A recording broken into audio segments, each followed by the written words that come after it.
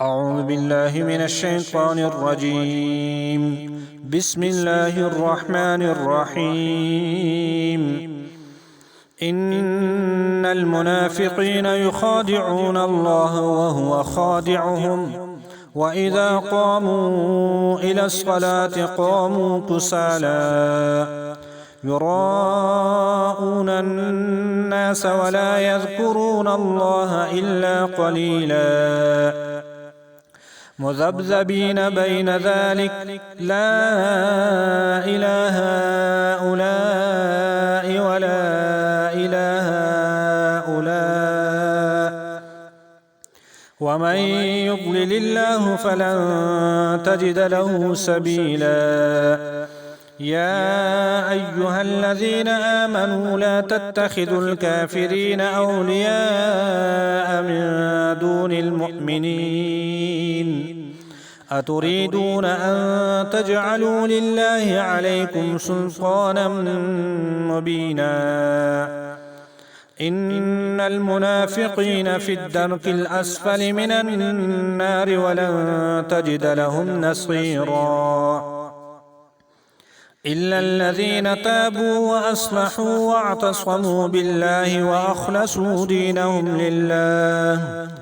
وأخلصوا دينهم لله فأولئك مع المؤمنين وسوف يؤتي الله المؤمنين أجرا عظيما.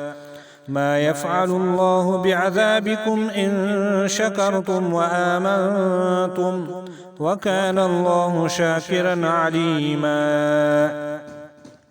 لا يحب الله الجهر بالسوء من القول إلا من ظلم وكان الله سميعا عليما. إن تبدوا خيرا أو تخفوه أو تعفوا عن سوء فإن الله كان عفوا قديرا.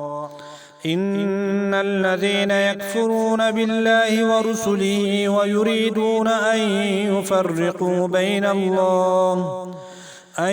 يفرقوا بين الله ورسله ويقولون نؤمن ببعض ونكفر ببعض ويريدون أن يتخذوا بين ذلك سبيلا.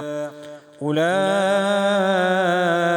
هم الكافرون حقا وأعتدنا للكافرين عذابا مهينا.